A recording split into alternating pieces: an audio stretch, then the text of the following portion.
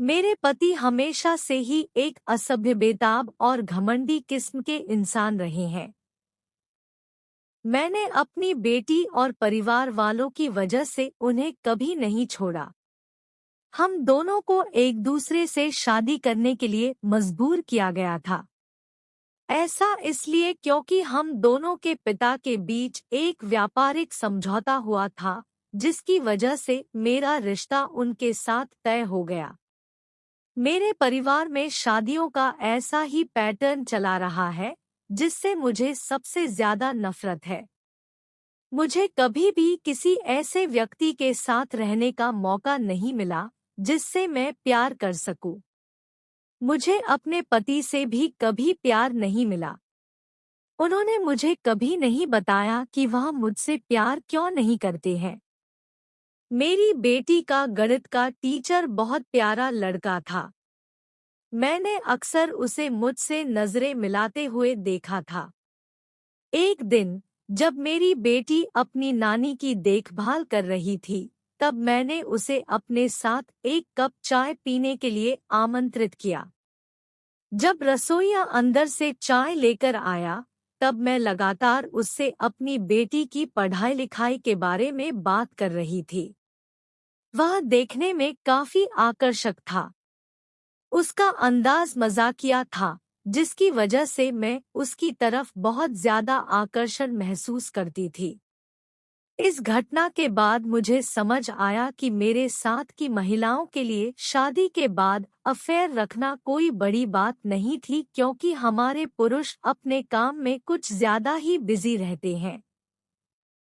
मेरे पति भी इससे अलग नहीं थे। इस तरह मेरा उसके साथ अफेयर शुरू हुआ।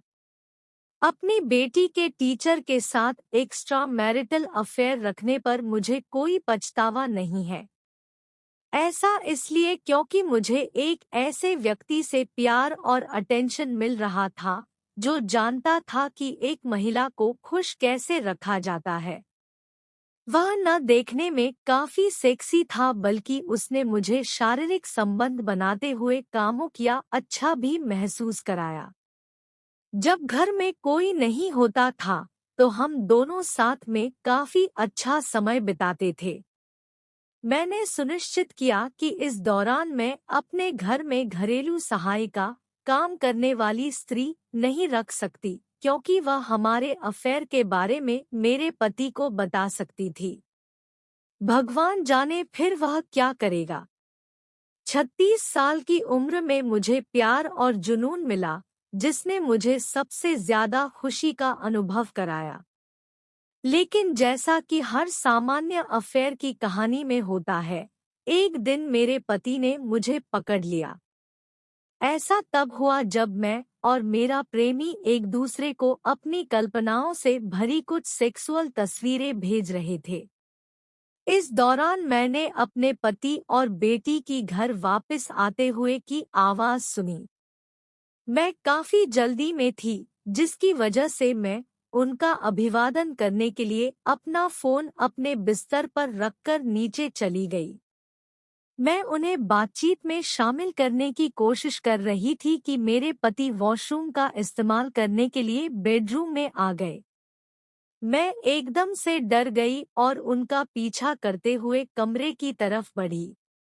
मैंने देखा उसके हाथ में मेरा फोन था।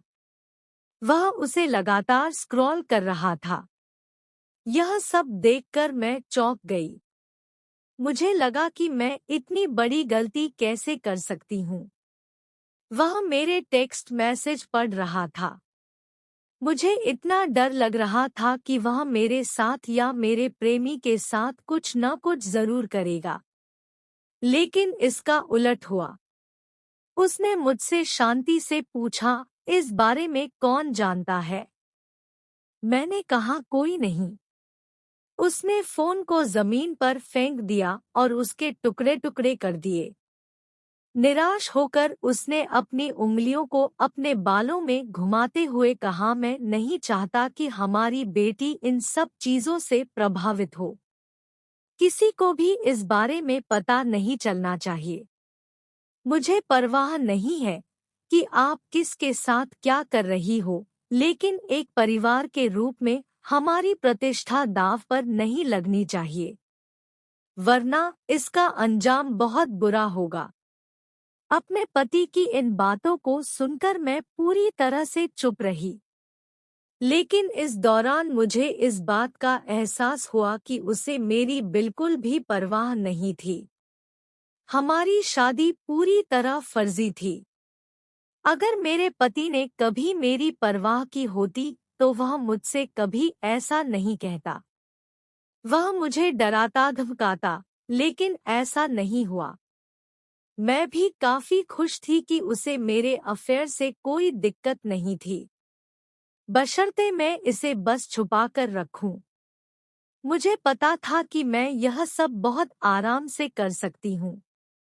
अगर आपको ये कहानी अच्छी लगी तो लाइक करना और चैनल को सब्सक्राइब भी। फिर मिलती हूँ एक नई कहानी के साथ।